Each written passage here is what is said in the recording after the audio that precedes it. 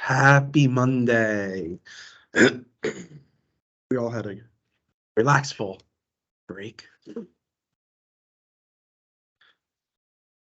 We started looking at exponential functions on Wednesday, right? We didn't quite finish up the problem set. Just a couple more problems to look at. Then we'll go ahead and look at the logarithmic functions as well as the laws of logarithms. That is this week.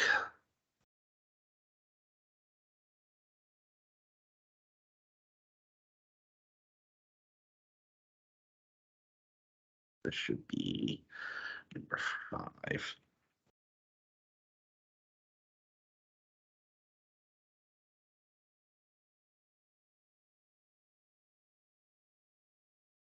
So here we just want to go ahead and simplify the expression.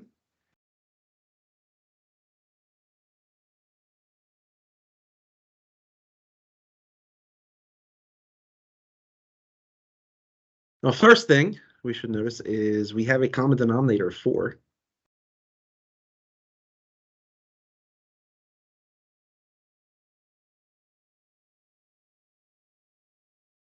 And so we're going to have one term over 4, and the numerator is going to be e to the x plus e to the negative x squared minus e to the x minus e to the negative x squared all over 4.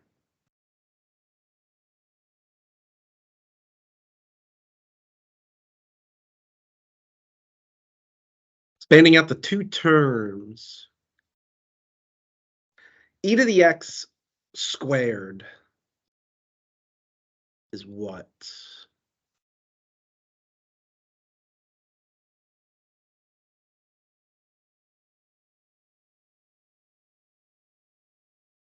E to the 2x. E to the x times e to the negative x is what? 1, e to the 0. And then that gets doubled. And then e to the negative x squared. And e to the 2x, right? Oh, shit. Yeah, e to the negative 2x. Yeah.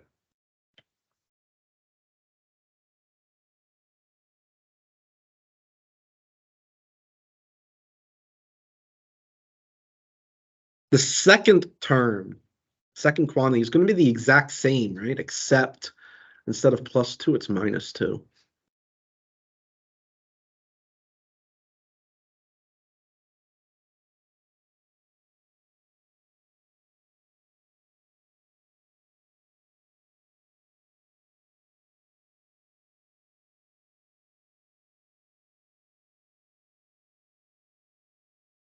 Look at that.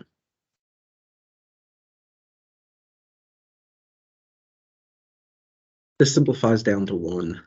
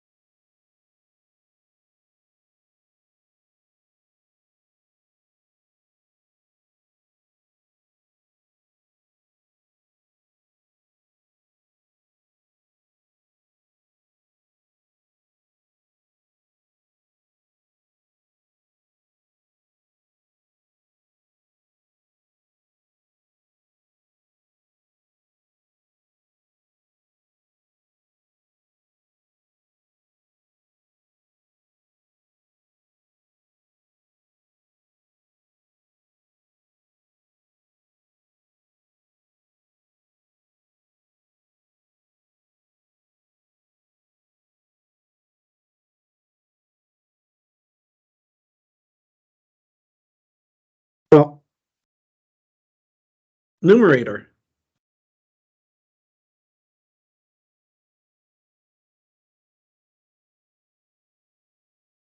Break it in half. You can split the two parts of the numerator, and the first part's going to simplify down to just 1, right? You could, but then you have that second part And to then deal maybe with. like a complex conjugate type of strategy to. You're really overthinking it. Okay.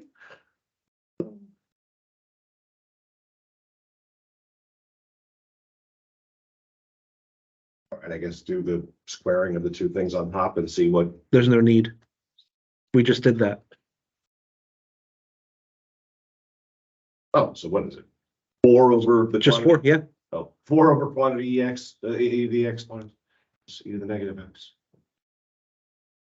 Oh,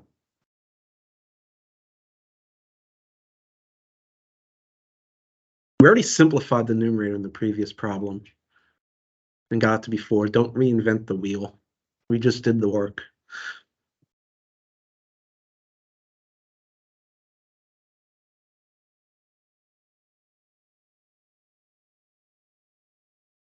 This would be acceptable for me. However, let's say we don't want negative exponents.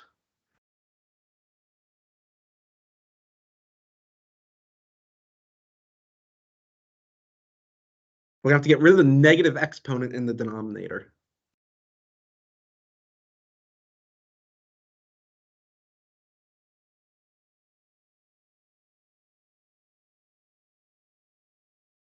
Well, if we just factor out an e to the negative x from e to the x plus e to the negative x.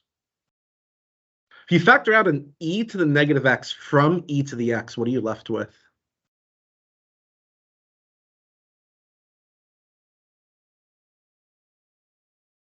but from the e to the e to the 2x. And obviously, e to the minus x from e to the minus x, you're just left with 1.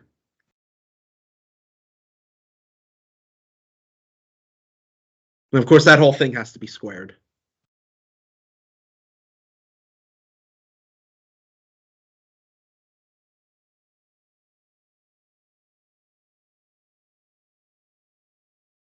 Rules of powers.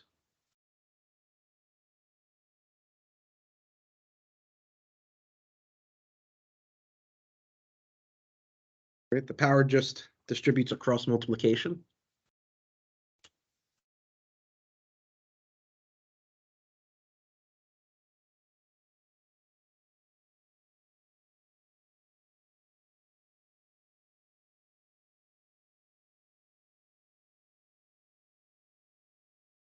The negative exponent just means it changes position.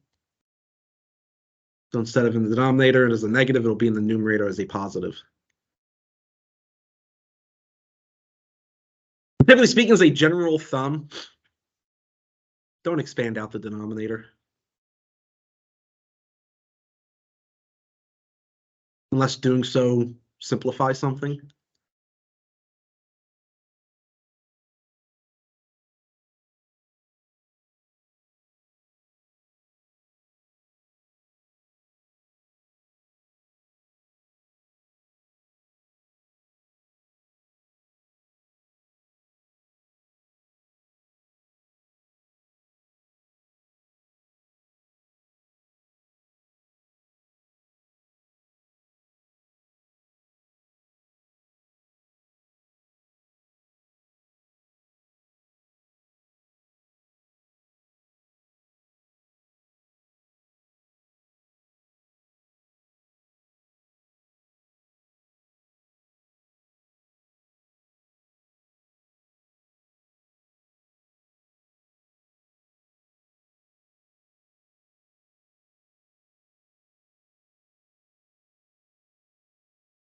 Find the zeros.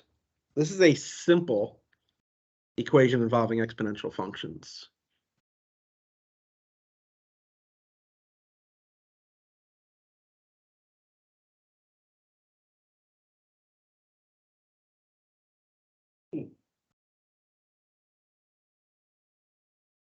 Remember, if 0 is a function, it's just where the function is equal to 0.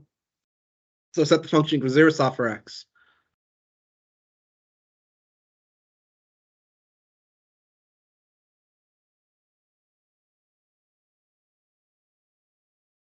Factor out e to the minus x.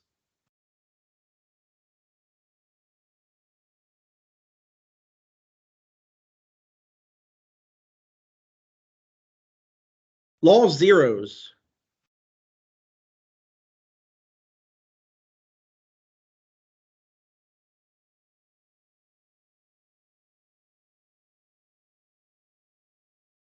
Take the product of real numbers.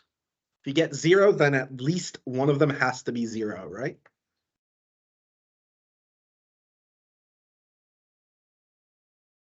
So either negative x is 0 or x minus 1 is 0.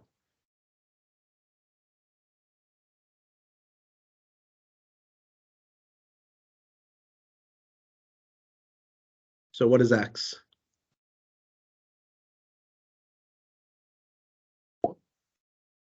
Only 1? Or something impossible. You can't raise e to any kind of power and ever get 0, right? Are you asking me? Are you telling me? All right, I'm going to stick my neck out and say, if e is a positive value, there's no way you can raise any positive real number to any power. If e is a positive value? E was understood to be like 2 point or 1. Right, so why is it if? Okay, so E is a positive value, right? Fine. So because e is a positive integer, a positive real number, you cannot raise a positive real number to any power. What about negatives? Well, you can't raise any non-zero real number to any power and ever get 0. That's my sloppy declaration of the rule. So that statement is a contradiction.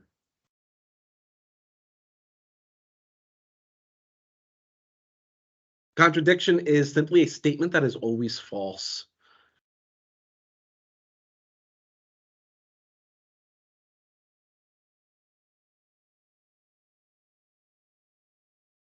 Then that second statement gives us x is equal to 1.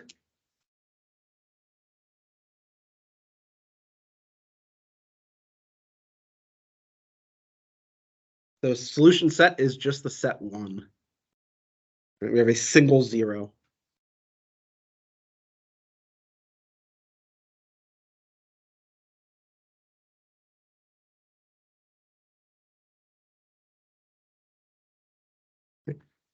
Very important property that an exponential function, any number, any non-zero number raised to a power will never be 0. Very important.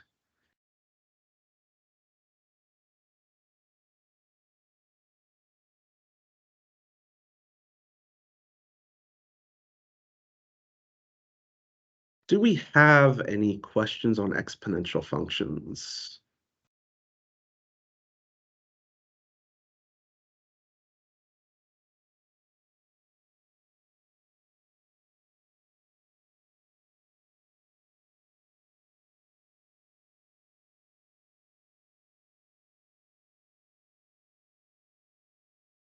So exponential function. To move this for right now. Exponential function is 1-to-1, isn't it? That means it's guaranteed an inverse function.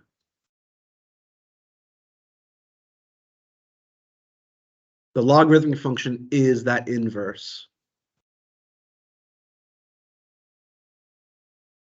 Quick backtrack. Is 1-to-1 the same as onto? No. Okay. Look up onto. Onto just means the entire codomain is covered. So the entire codomain is the range.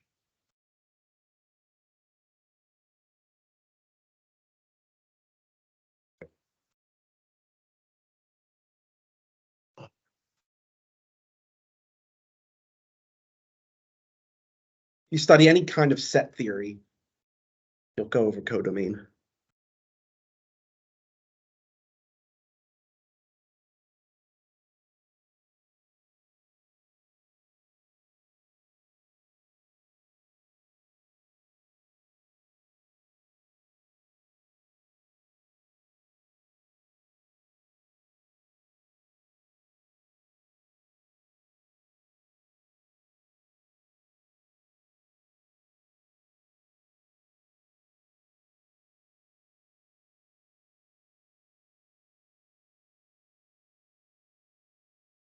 So that's read log base b of x. That is the logarithmic function base b.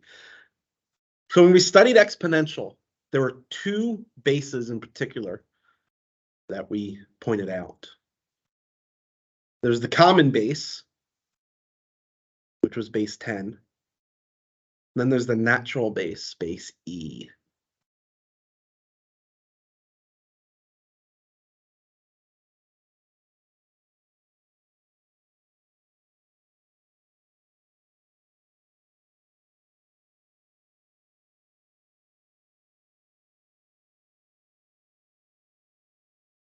For base 10, we call it the common logarithm or the common log.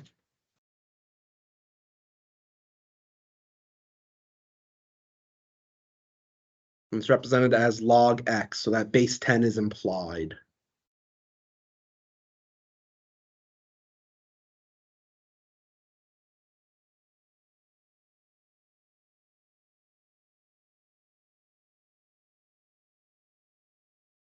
Base e, we call it the natural logarithm or the natural log.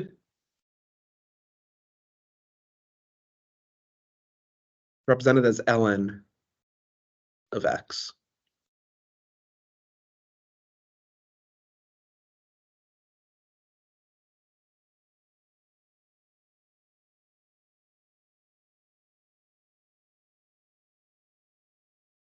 In terms of speech, though, I'm going to call ln just log. So if I say log of x, I mean ln, I mean the natural log. If I'm talking about the common log, I'll say log base 10.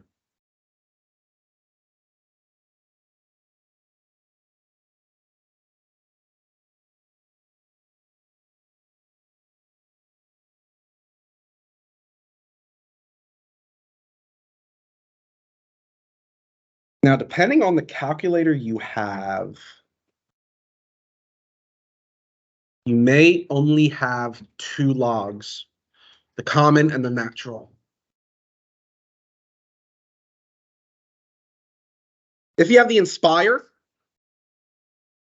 the one that I recommend, you will be able to do any base. If you don't, and I ask you to use a calculator to evaluate something like, say, log base 5 of 8, you're going to have to use the change of base formula.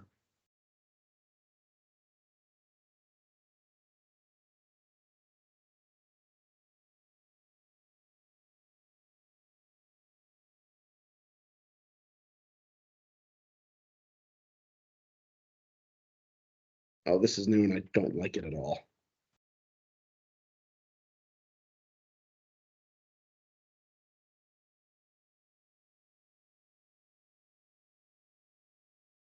Windows updated and now they changed the way that the display works, of course. Don't like it at all. Violating the don't fix what ain't broke. Mm-hmm. Oh, they also now put it in where it now no longer charges above 80%. Unless you actually manually go in and tell it to charge above 80%. Thanks, Windows.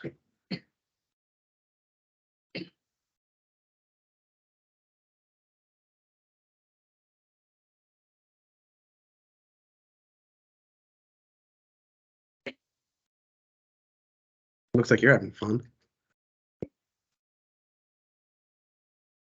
So the easiest way is if you look for the button 10 to the X, the secondary feature, the control feature, or the blue feature, I don't know what it's called on your calculator, is the log.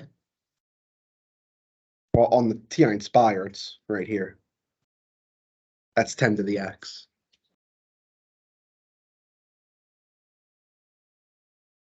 Does it give you an option for a base? Well, that's 10 to the power. You want control that. The log parentheses. Just hit the log button. Okay, yeah, if I hit log, it just says log and then parentheses. Then that's base 10, so you do not have the option.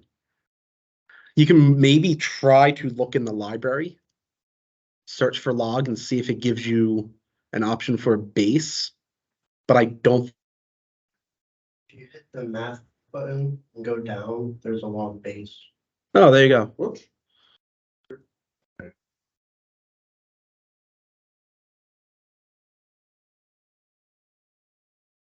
Oh, mine's got a big slat dash through it.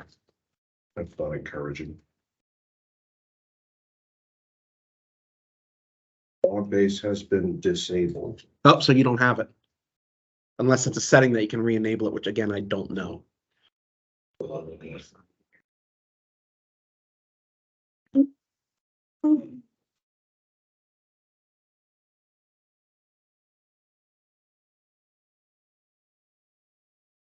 Right, of course, obviously the button right above the e to the x, control e to the x is the natural log.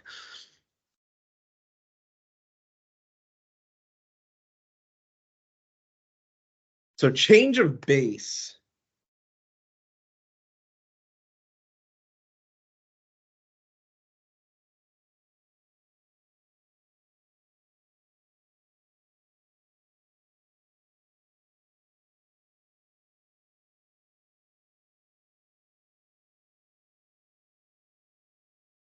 Well, actually, that's the one to change it to natural log.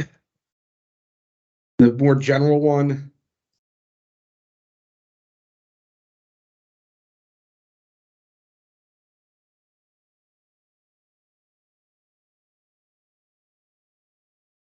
Log base b of x is equal to log base a of x over log base a of b.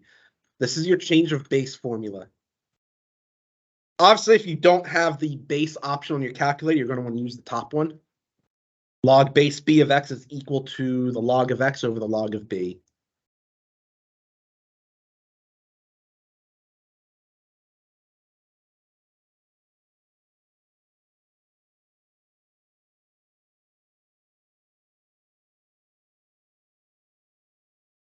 So that's how you can get around that nice, nasty feature of calculus not having the algorithm. You choose your base.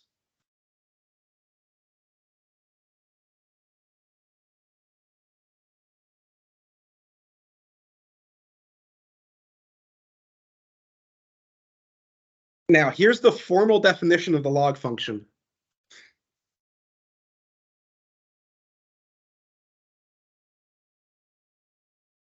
I should do it this way. It's y equals log base b of x if and only if x equals b to the y.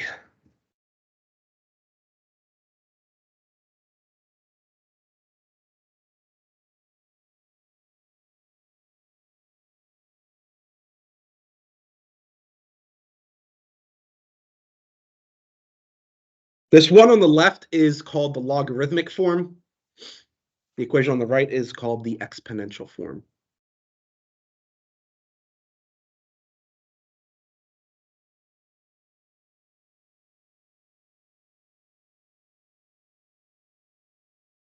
Right, so this is what it means. If I say, what is log base 10 of 10,000?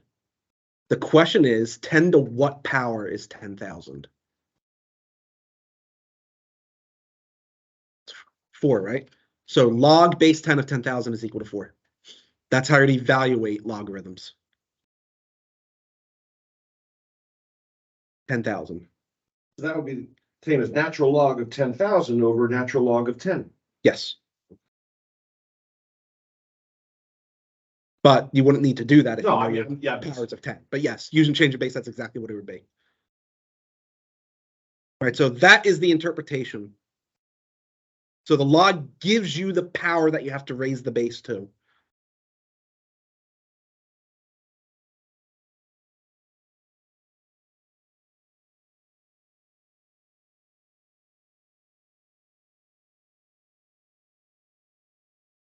So for the first set of problems, we are looking to write the expression into exponential form. Right, so we're looking to write it this way.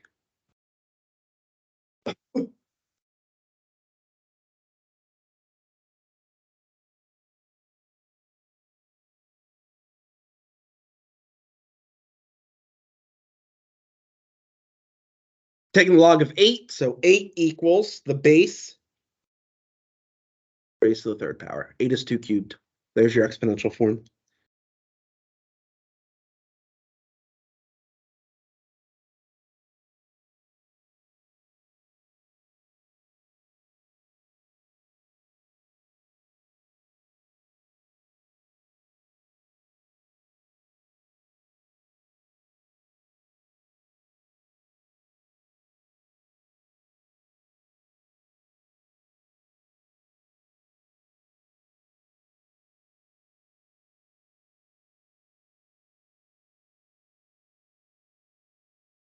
Log base 8 of a quarter equals negative 2/3.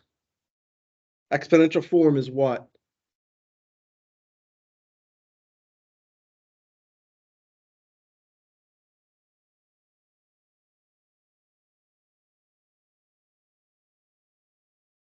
Eight to the negative 2/3 power.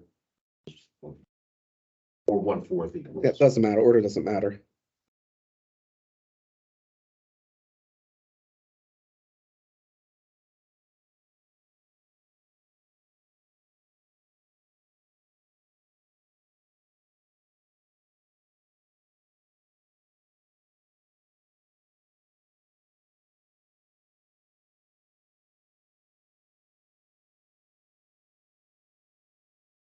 I guess I could also ask, is that a true statement? That's good news. Log base 25 of 5 is a half. An exponential form is what?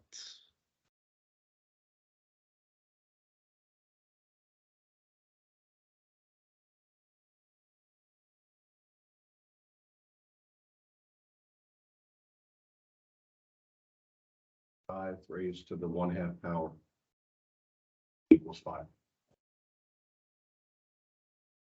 Sorry, I like to say it different. X equals B to the Y. And it doesn't, again, it doesn't really matter. Right.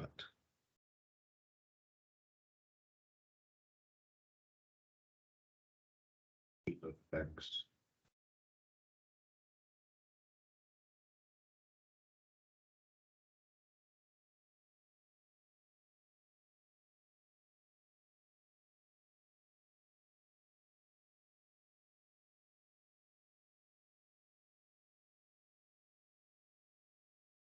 log base B of C is equal to D.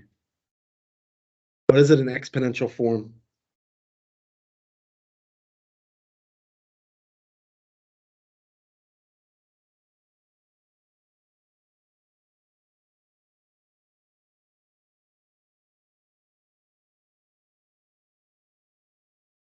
B to the D equals C.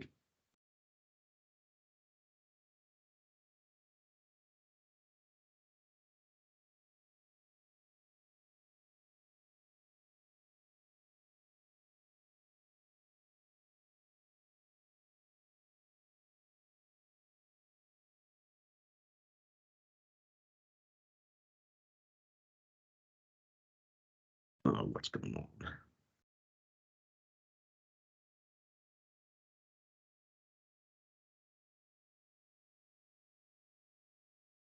Log base 10, 1 over 100 is equal to negative 2.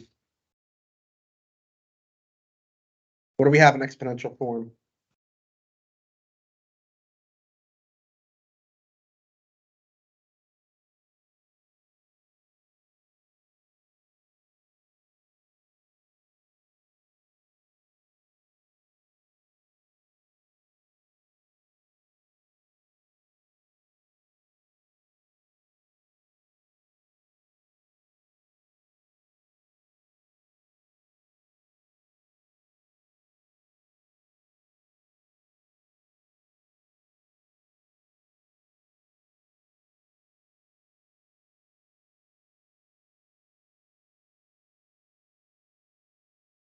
I can just sit here.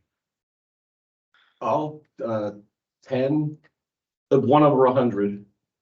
We'll do, 1 over 100 equals 10 to the negative 2 power. Right? Or 10 to the minus 2 is 1 over, it doesn't matter. Is that a true statement? By the way, for number 4, I could also ask you for an ordered triple B, C, D that makes that a true statement.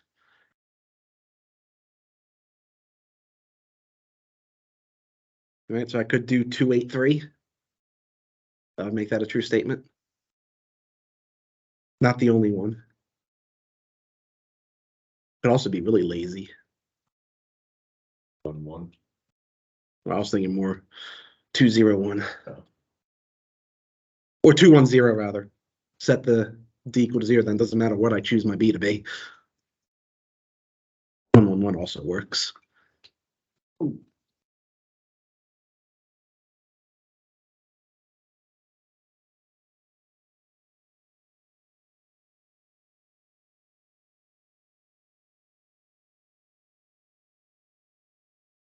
But there really isn't such a thing as base 1, though, right? I mean, I guess in theory there is, but there's absolutely no. We don't really let B be 1 because it'd be very boring. Yeah. It's a very Oh, boring that's base. right. B has to be a non-1 number. Yeah, it's a positive real number that's not equal to 1. Right, right.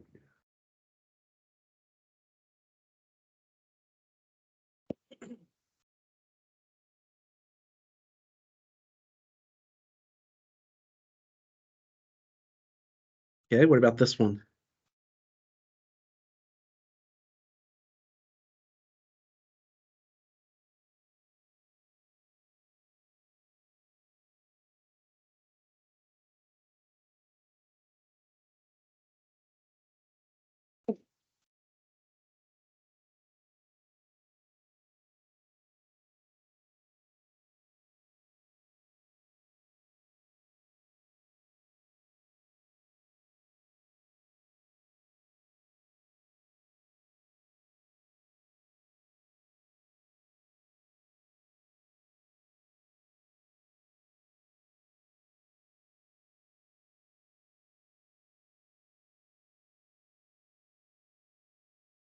Is that LN? IN, That's not one. IN, L. L, L. That changes things, okay.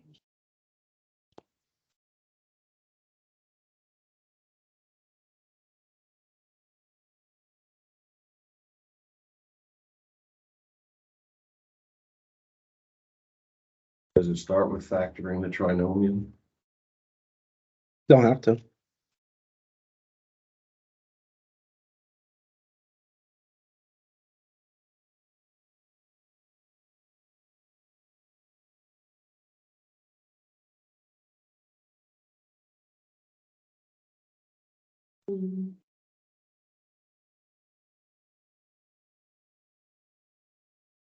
So,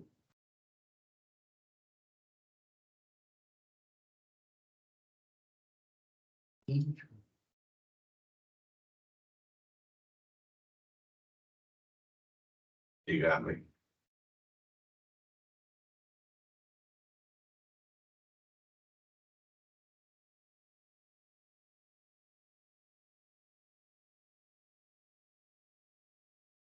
You're overthinking it. E raised to y minus c equals x squared plus 5x minus.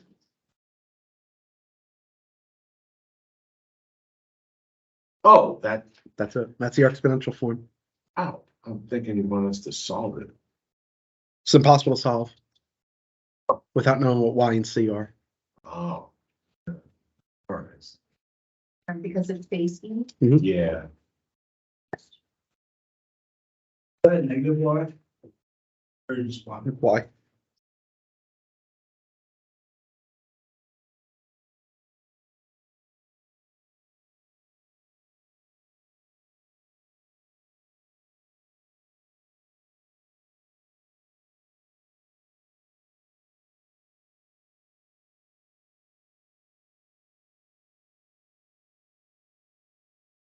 Now what we're going to do is go the other way.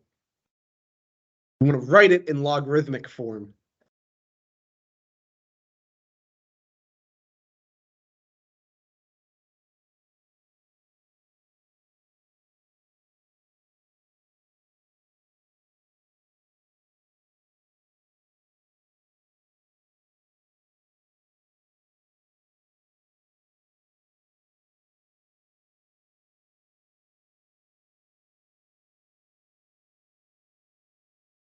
that a true statement?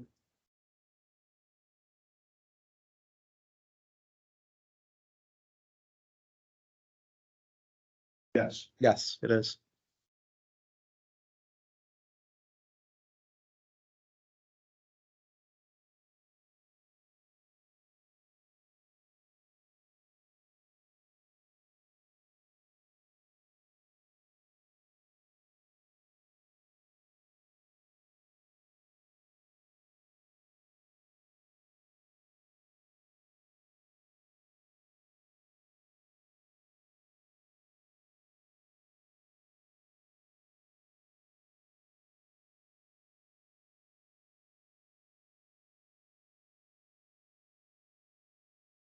Okay, what about here?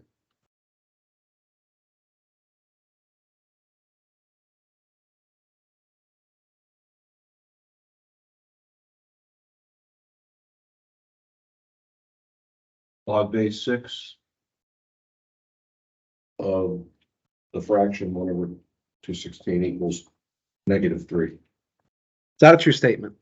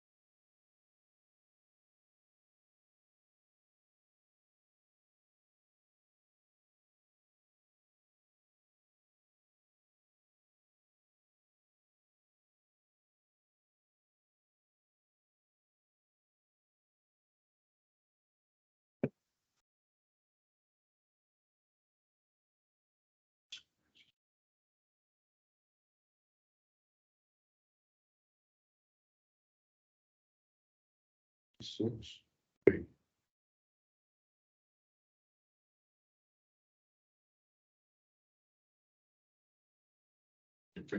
Oh, log base 64, yeah. Log base. No, shit, oh, shit. What is it? Ah, yeah, it is. Of what? Nasty, Is that a true statement? yes.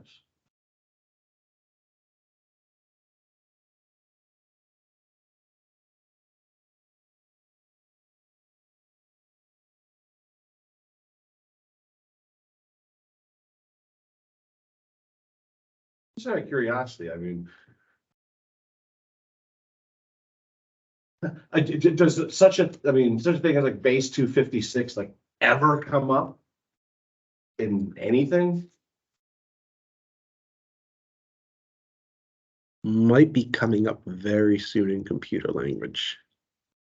Oh, I guess because it's a power of 2. Yeah. Oh, yeah, okay. Wild. If it hasn't already. Be stuck at 128.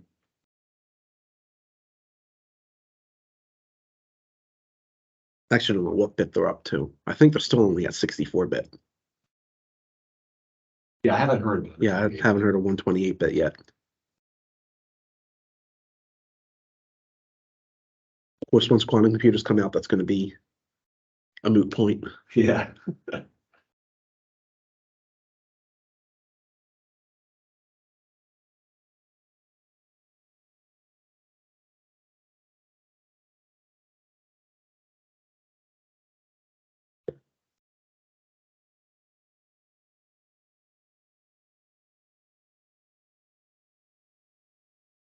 Okay, so what about here? Log base 32. No, God damn it, I didn't. Log base. Log base 1/2 of 32 is -5. Yeah.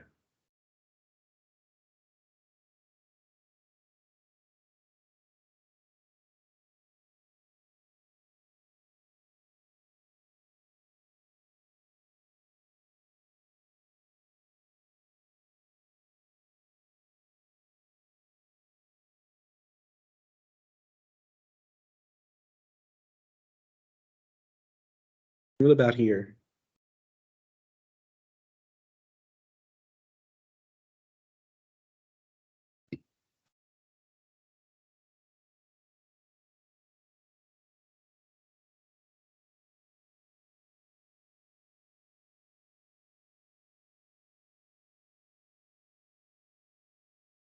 Argue.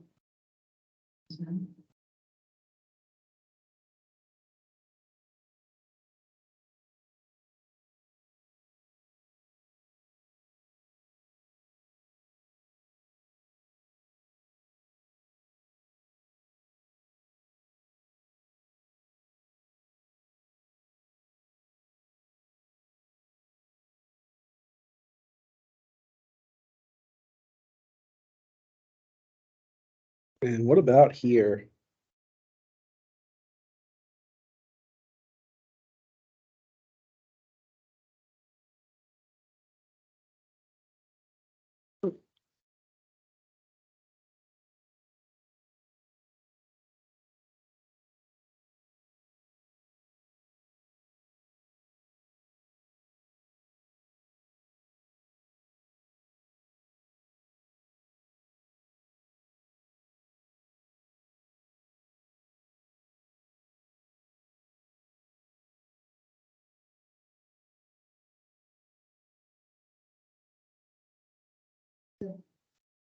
Log E of y minus C equals 18 plus B, What is log E? so it'd be ln.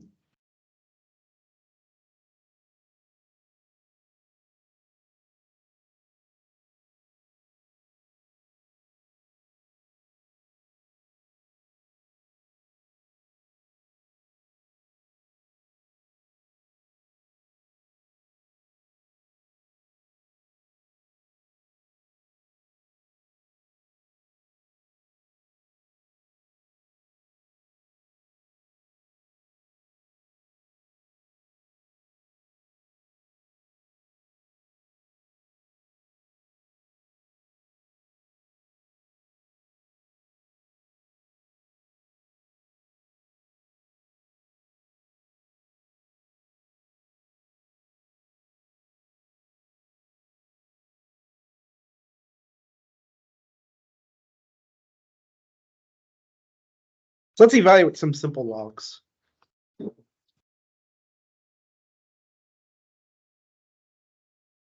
Log base 7 of 49.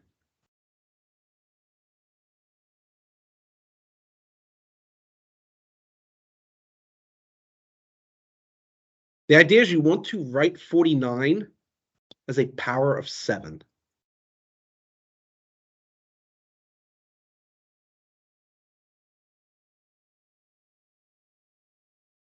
Ooh.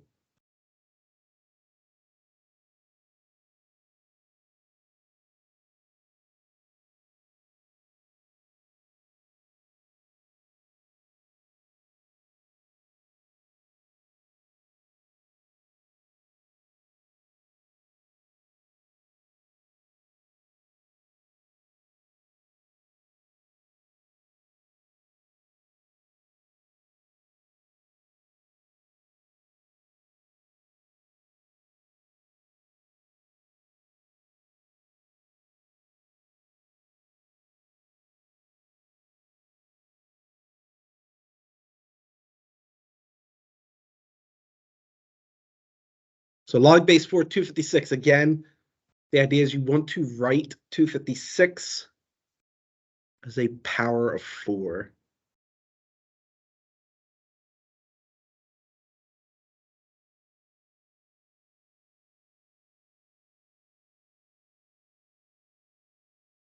So 4 to what?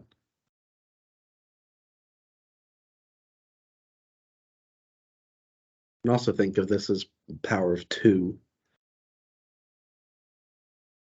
Just have the power. It's 4 to the 4th. So our log is 4.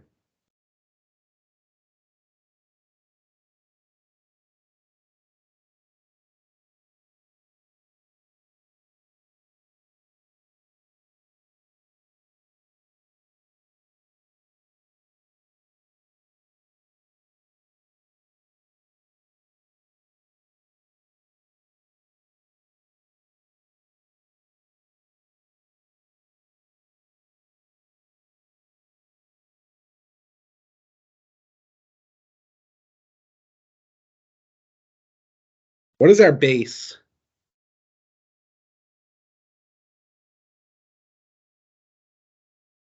So right point 0.000001 is a power of 10.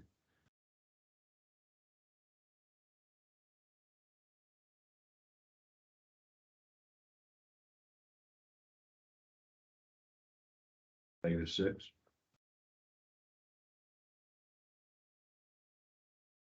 So our log is -6. Little trick. Just count the number of zeros in front of the 1. That's the power. Negative that power. There's 6 zeros, so it's -6. Well, yes, because you obviously with 0 is 1's place, yeah.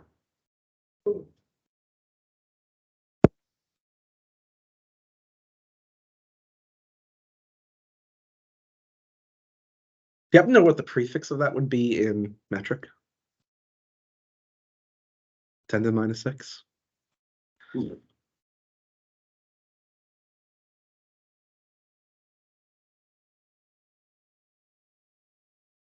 It's too big to be nano, right?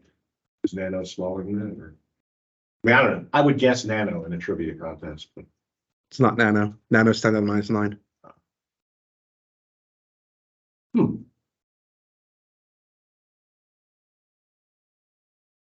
Micro. oh, okay. Represented with a Greek letter mu, by the way. So Well, micrometer. microns, they talk about in, Micrometer would be that. they talk about like air quality microns, and I think I've heard that phrase micron for like small particle. Be, yeah, 10 to the -6.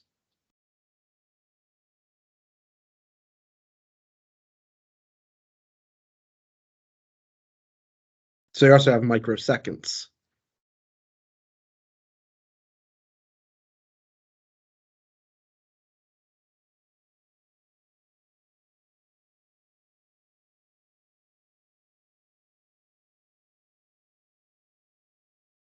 But I think 10 to the 6 is macro. Would make sense.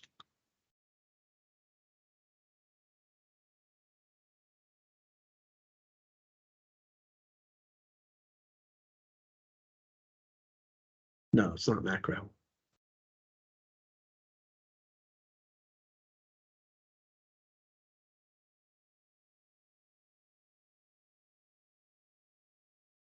Oh no, I think it is. I think 10 to the 9th is giga. And 10 to the 12th is tera. Oops.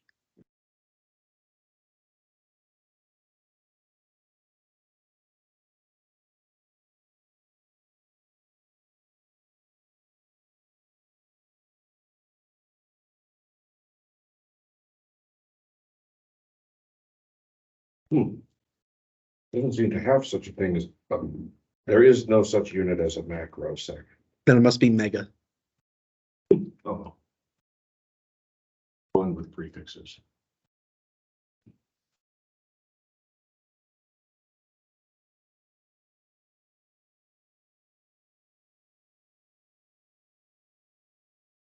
So what's our base?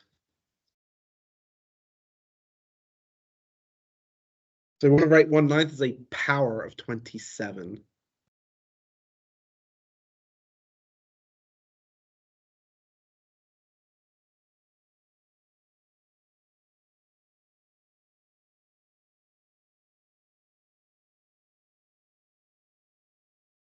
-2/3.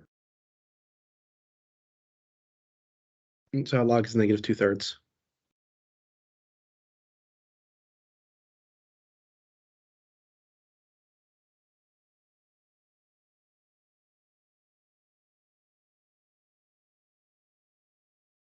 The, the the entire thing. or- No, just negative 2/3.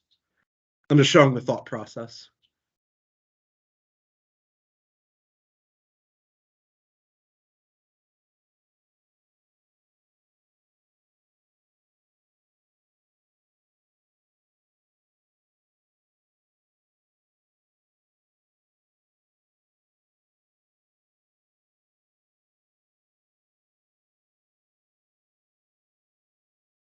We want 125 is a power of the base, which is 1/5.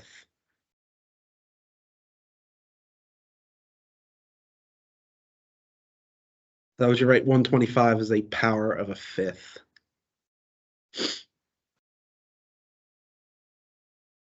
Huh? That's the answer. What? Five. No, I'm not there yet. Right now, we're just trying to write 125 as a power of a fifth.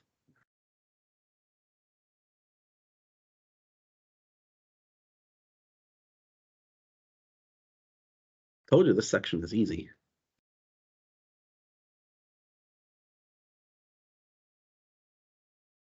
Log is, so this log is -3.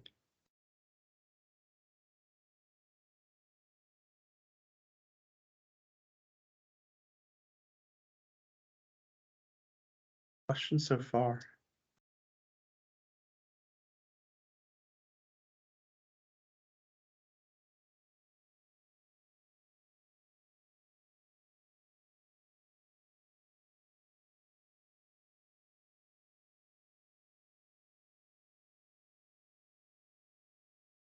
So I have a little random silly question. They call numbers to the second power squares and to the third power cubes. So is there any special word for powers beyond that? Like what you call a power of 4? Quatric, A quatric? And then what, a quintic? quintic. Oh, okay. Perfect quatric.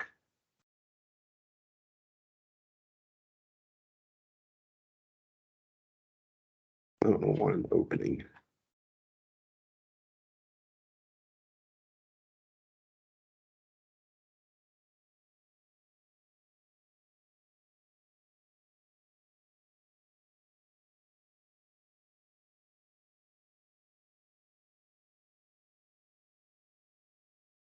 Is it that?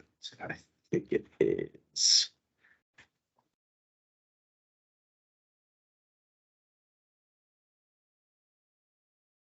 Edge must have updated too.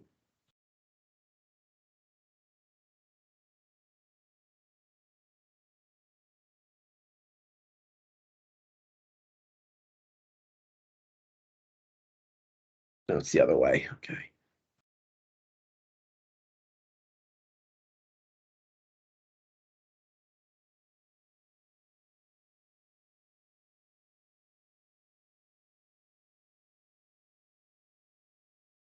This way. It should be fine.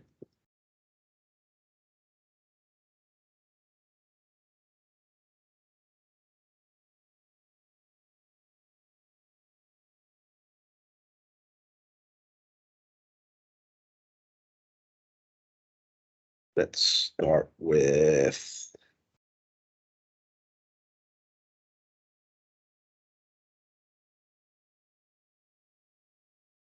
two to 20. Change by 1. Oh boy. Okay, thank you. Go away. What's going on? Thank you. That was weird.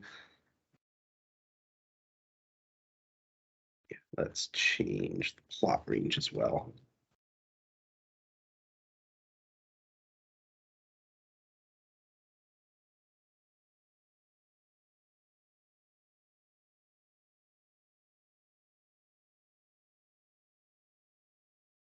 Right, so as with the exponential, the general shape of the log graph is not going to change. Right? It's the same general shape as the base increases. It's just a matter of straightening out, so to speak. Right, this bit here starts to straighten out more, that gets closer to the y-axis. Interesting thing about the log function. So wait, I'm sorry, that says your base, Increases. so you had a range there from what, base 2 2 to to base 20. The higher the base, the more squashed it gets. Yes. Yeah, I guess that makes sense. A larger base would have to be raised. Shit, I'm trying to make sense of this. I'll just take your word for it. Right, so if we come to base 10, let me show you the graph of the common log. This is a strictly increasing function. The log is just increasing very slowly. So there could never be an asymptote. Well, there is an asymptote. Well, I mean a horizontal. There's no horizontal, that's correct. Just to give you an idea, if I wanted to get up to 10 on the y-axis, how far out on the x-axis would we have to go? The edge of the universe. Even that wouldn't be far enough. Yeah. Oh, wait, maybe, depending on the units you're using. That's just to get to 10.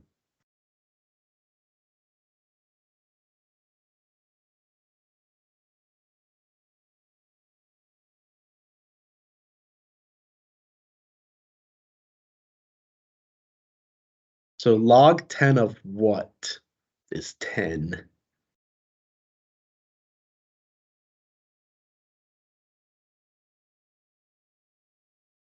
One.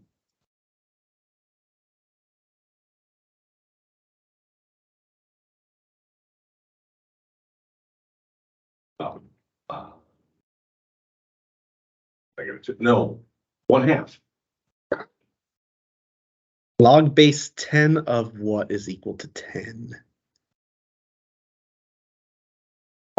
X. Trillion. 10 trillion. No, 10 billion. Trillion is 10 to the 12th. 10 billion. So 10 to the 10th power. So actually, if you use light years, you wouldn't have to go to the edge of the universe. I was thinking trillion as well originally. And that's just to get up to y equals 10. If you want y equals 20, you need to go out 10 to the 20th.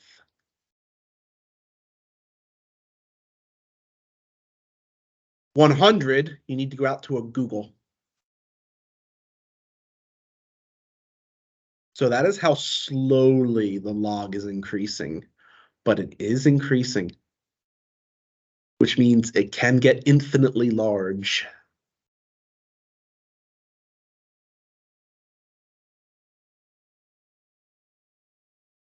So let's go the other way now. Let's go. Do 1/20 to a half.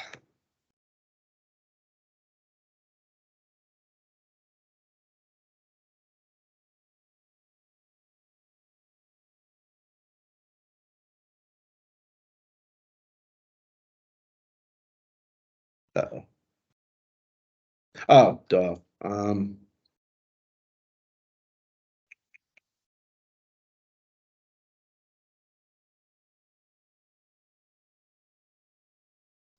I have to do it.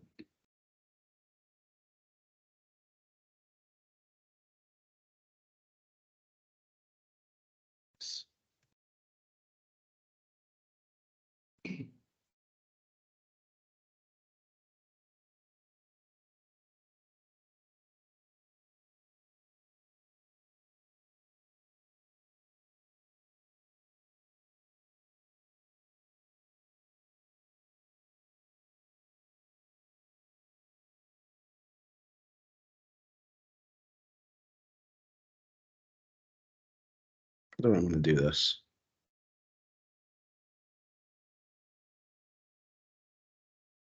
Oh, I know what I'm doing. Okay.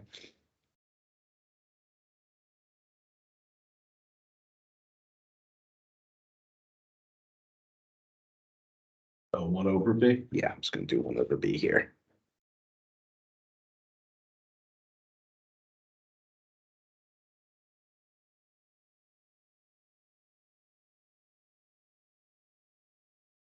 So again, same thing, except it's now flipped, right?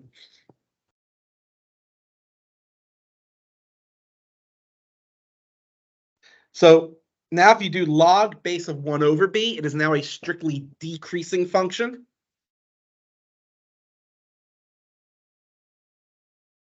All right, so for base less than 1, it's strictly decreasing. Again, it is decreasing without bound, meaning that it will eventually hit a negative infinite number. So if we again look at, we'll set B to be 10, so we look at log base 1/10. If we want to get to y equals negative 10, how far out on the x-axis do we have to go? To 10 billion. Back out to 10 billion. Just to get down to negative 10.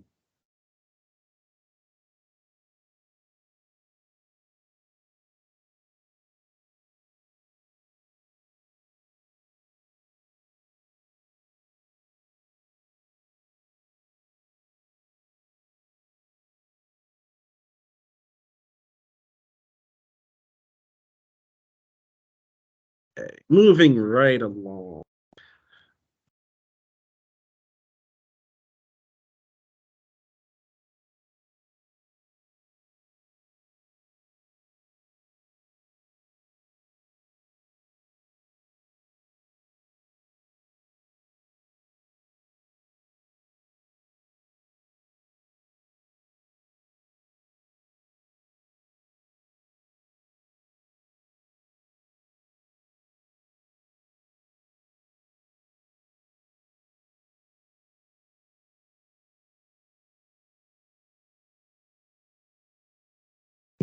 So for now, I'm going to get rid of you.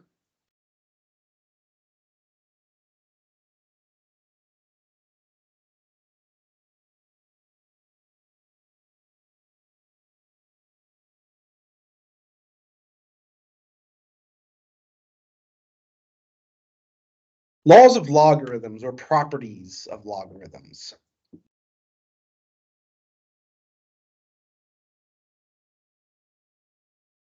There are several.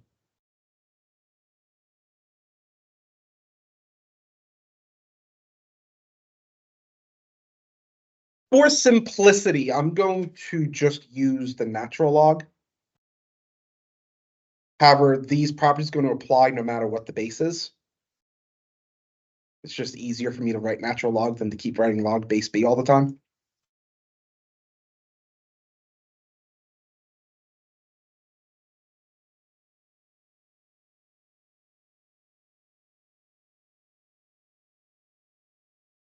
Oops.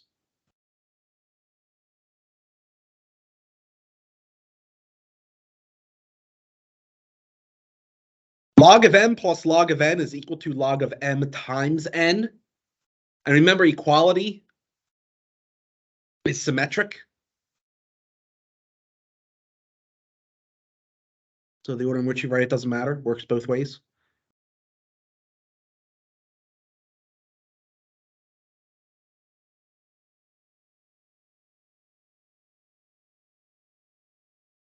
Log of m minus log of n is equal to log of m over n.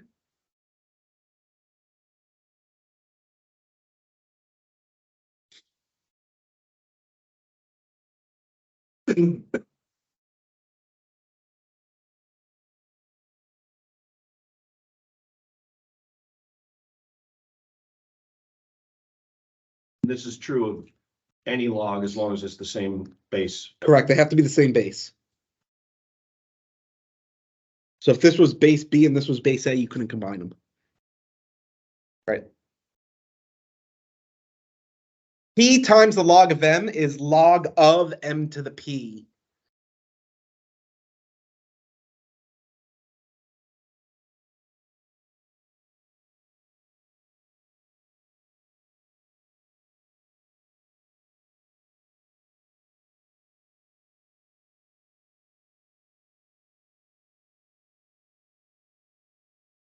Now here I'm going to have to do log base.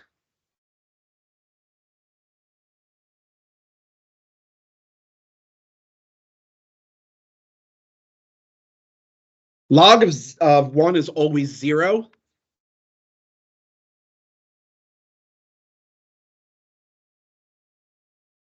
Log of its base is always 1.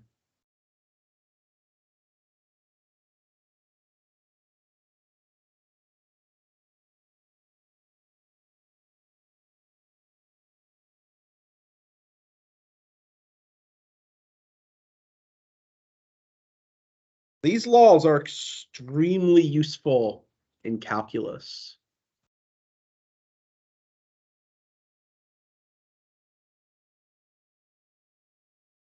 They're also going to be useful when we go to solve equations involving logarithms.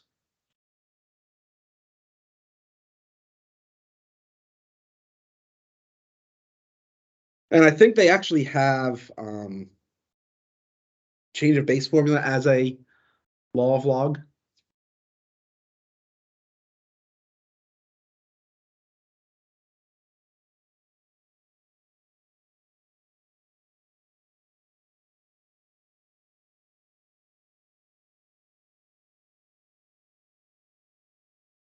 think they have that listed, so I'm going to go ahead and list that out. Notice what there is not properties for.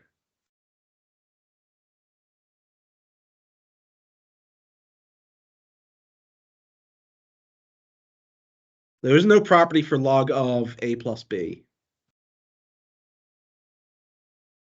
There's no simplification for log of a minus b.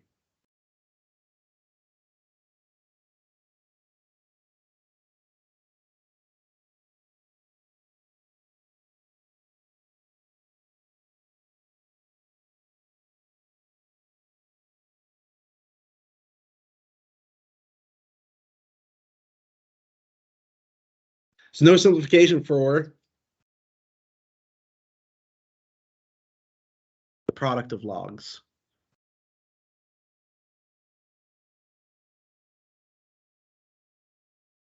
There's technically a simplification for a quotient of logs. That's the change of base formula.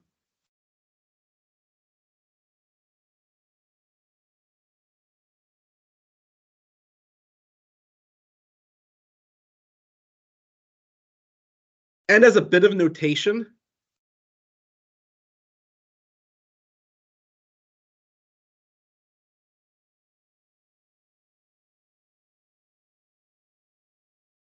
if we raise the entire log function to a power p, it'll be written as log to the p of x.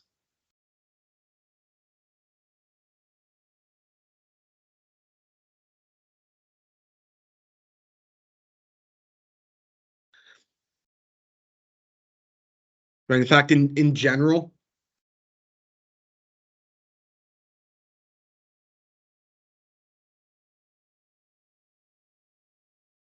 as long as p is non-negative.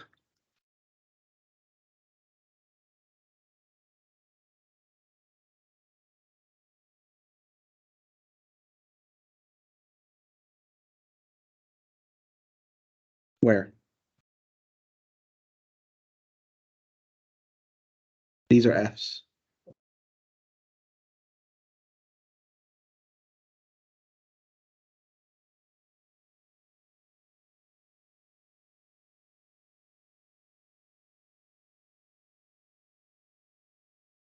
These are not the same.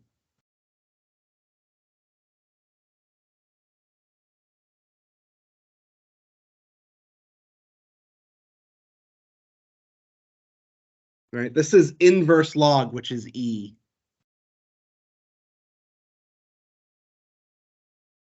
Right, so again, if I wrote this, which we already looked at, that is not 1 over f, right? That is the inverse function of f.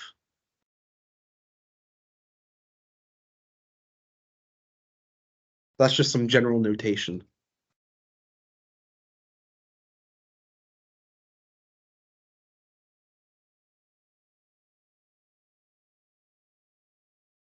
So you're going to need to be careful. Right? If you're telling me it is a log of something all raised to a p, right?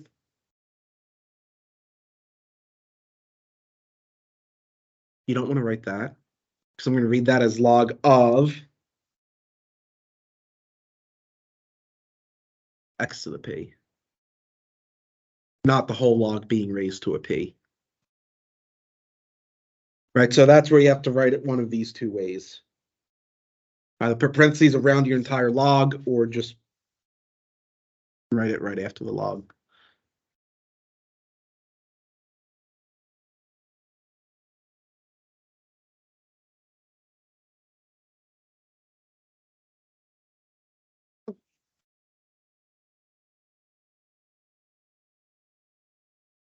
I may also get lazy and do something like this.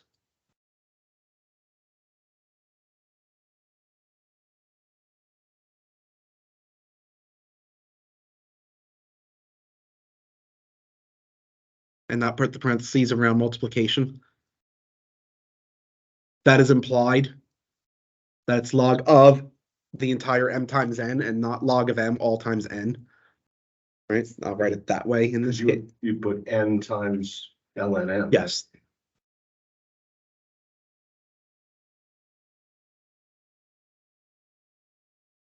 Whoops, wait a minute. No, you wouldn't. No, wait a second. Yes, I would. If I wanted log of m all times n, I'd write the n out in front. But how is that different from p times ln m? It's not. I'm saying I won't write the parentheses. If it's log of a product, it's implied that you're taking the log of the entire product. Yeah. Right? I'm not saying this. That would be ln of m to the n. Yes. So again, that's a little ambiguity, but it is implied that you're taking the log of the entire product.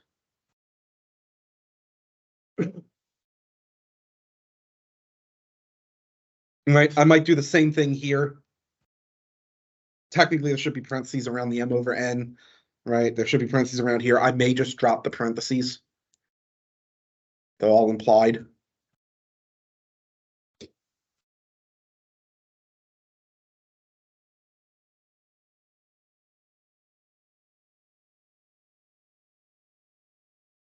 So there are two things we can do with the laws of logs.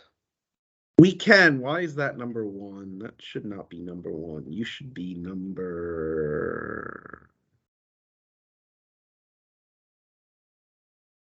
18.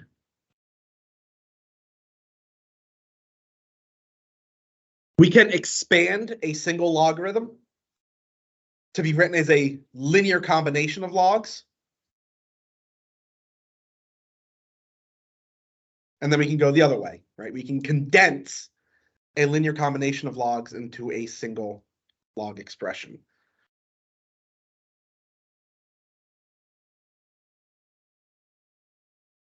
First, we're going to expand.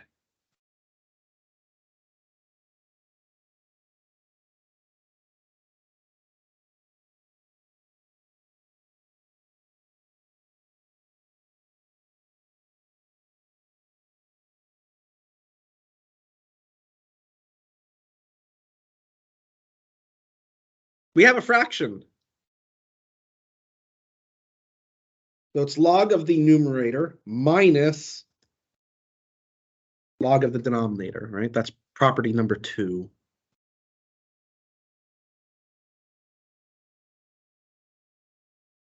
Now we see log of a product.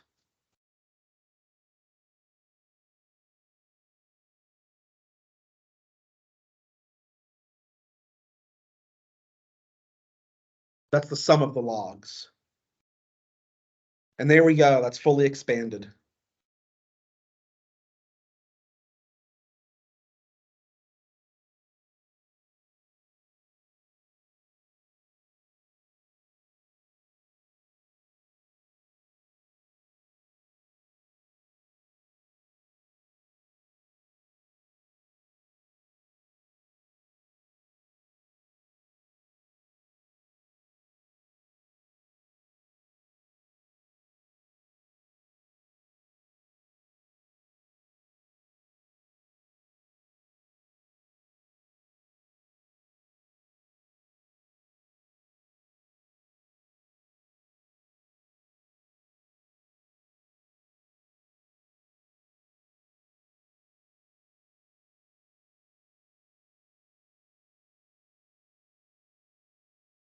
There's no law.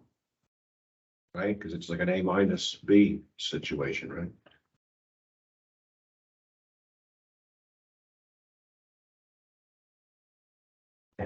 True.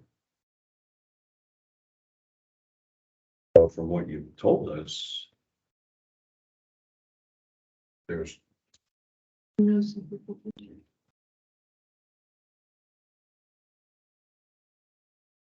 well, it's, okay, you've got a difference of squares there. So are you throwing a curve minus? Probably, yeah. Okay, so then you can, X squared minus 1 is x plus 1 times x minus 1.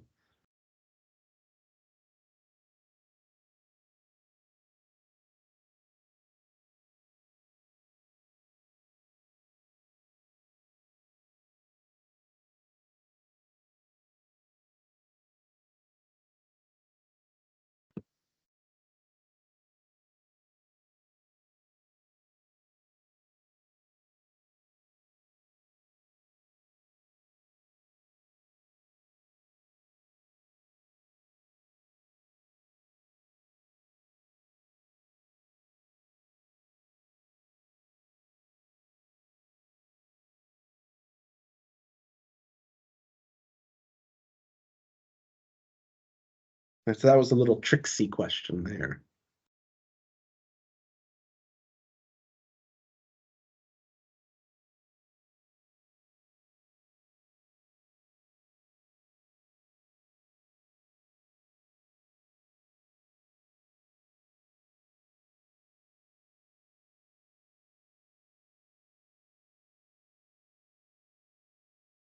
First thing we notice is law number 2.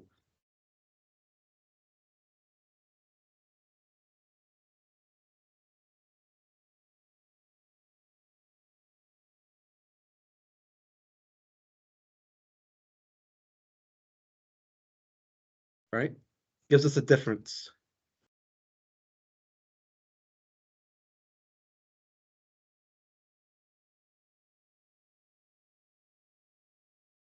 That first log involves a product.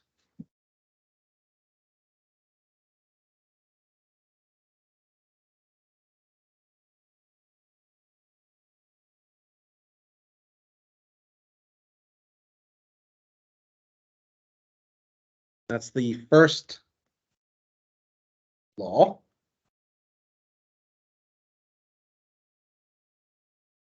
Now we have powers.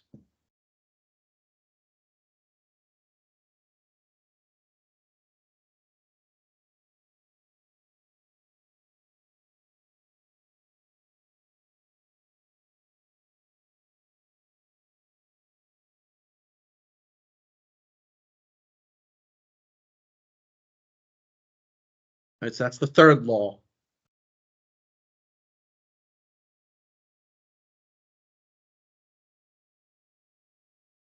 And there we have it fully expanded.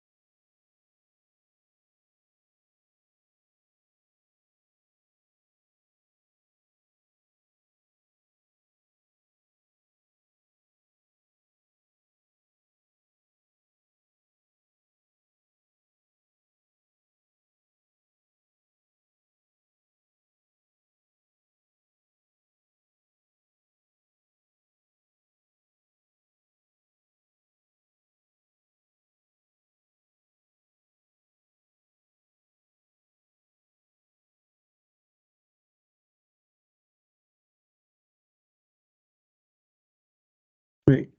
Here, there's actually 2 ways we can proceed. I think I'm going to go with the path of least resistance.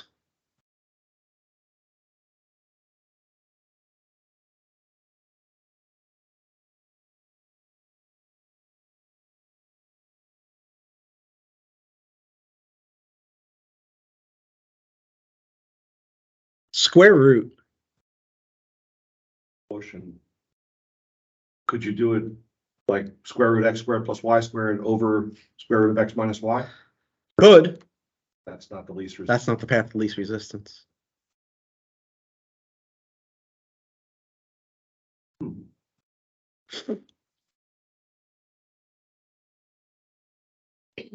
Uh-huh.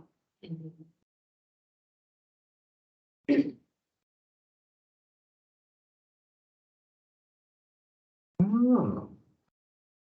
Yeah. This way, I only have to write the 1/2 one time.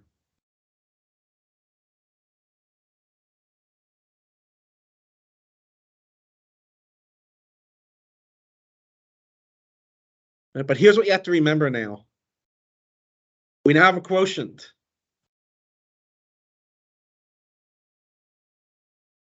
So when you split up the quotient, the 1/2 is being multiplied by that entire thing. Right, so you're going to need parentheses or brackets.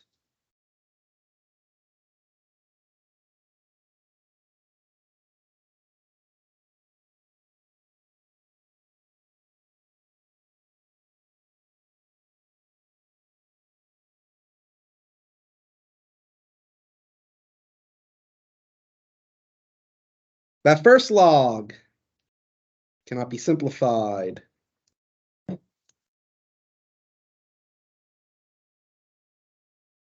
That second log can.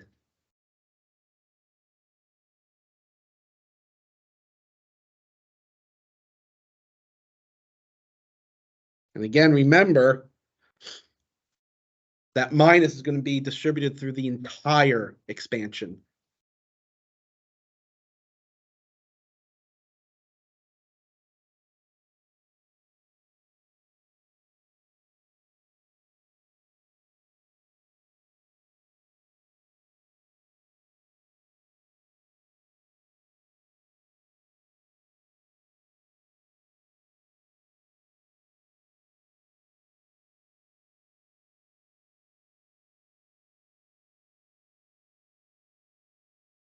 Let's just go ahead and say there is our expansion. Could distribute that 1/2 through.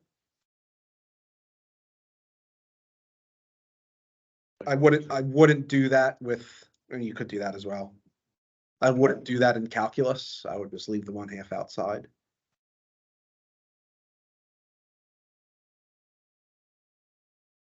That's where I'm gonna stop with the expansion.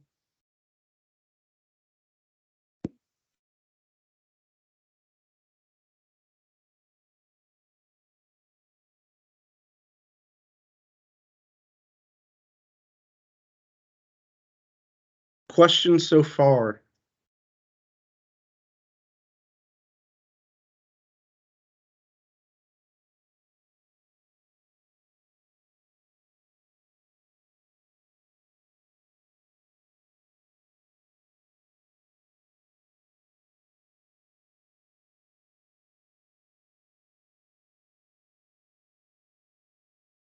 So that is where I'm going to stop for today.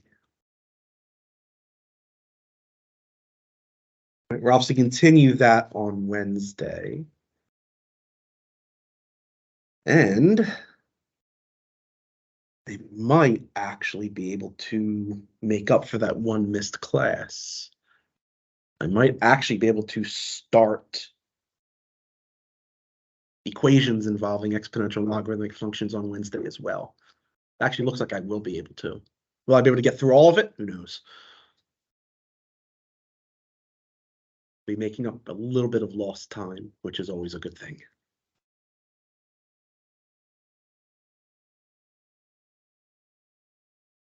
We are almost done this unit, by the way. We will be finished next week regardless.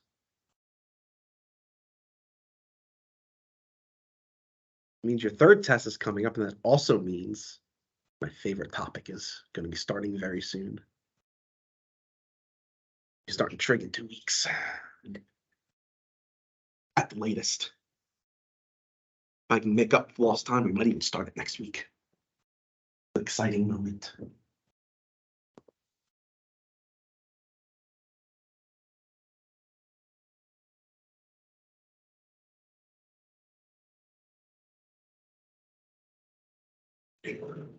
Shift.